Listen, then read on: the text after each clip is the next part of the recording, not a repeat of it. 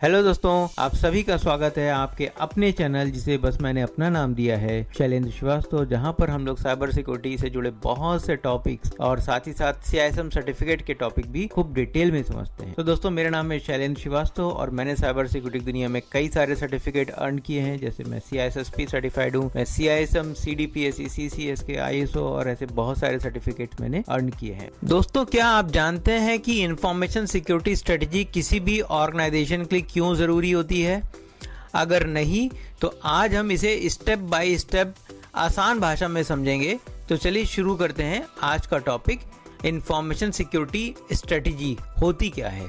दोस्तों, किसी भी कंपनी को अपना डेटा और सिस्टम को सुरक्षित रखना होता है। इसके लिए उसे एक रोड मैप चाहिए होता है और उन्हें जो बताए कि सिक्योरिटी मेजर्स को कैसे इंप्लीमेंट करना है। इसे हम इंफॉर्मेशन सिक्योरिटी स्ट्रेटेजी कहते हैं। एग्जाम्पल, जैसे अगर आप एक लंबी यात्रा पर जा रहे हैं तो आपको ये पता होना चाहिए कि आप कहां से निकल रहे हैं और कहां जाना है। इसी तरह इंफॉर्मेशन सिक्योरिटी स्ट्रेटेजी ये बताती है कि एक कंपनी की करंट सिक्योरिटी स्टेट क्या है और उसे कहां पहुंचना चाहिए।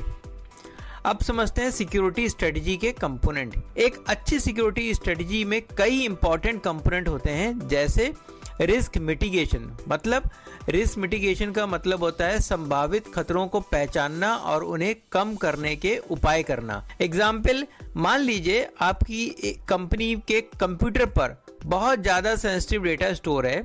अगर डेटा चोरी हो जाए तो बहुत बड़ा नुकसान हो सकता है।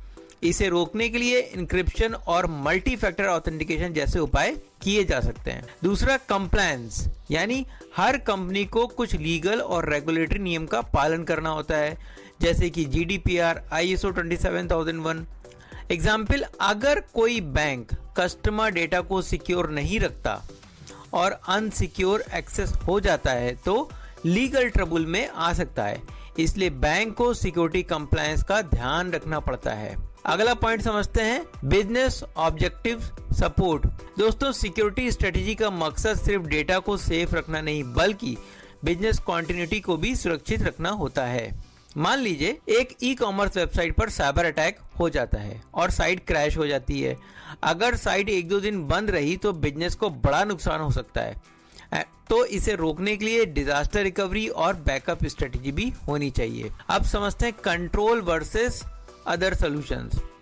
अक्सर लोग सोचते हैं सिक्योरिटी सिर्फ कंट्रोल लगाने से आ जाएगी, लेकिन कई बार बेहतर सॉल्यूशन भी अवेलेबल होते हैं। जैसे एग्जांपल से समझते हैं, अगर किसी कंपनी में अनऑथराइज्ड एक्सेस का खतरा है तो सिर्फ फायरवॉल लगाने से काम नहीं चलेगा। कंपनी एम्प्लॉय ट्रेनिंग करवा सकती है ताकि वे फिशिंग ईमेल को पहचान सकें। अगला पॉइंट समझते हैं, cost benefit analysis in security strategy.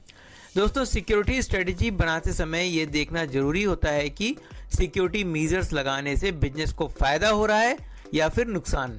कि एक कंपनी सिक्योरिटी टूल इंस्टॉल करना चाहती है लेकिन उसकी कॉस्ट बहुत ज्यादा है और उसका फायदा कम, तो बेहतर होगा कोई कॉस्ट इफेक्टिव सोल्यूशन अपनाया जाए। अब चलते हैं कंक्लूजन की तरफ। तो दोस्तों, आज हमने सीखा इंफॉर्मेशन सिक्योरिटी स्ट्रेटेजी किसी भी ऑर्गेनाइजेशन के लिए कितनी जरूरी होती है। अगर आपको ये जानकारी उपयोगी लगी हो तो ये वीडियो को लाइक करें, शेयर करें।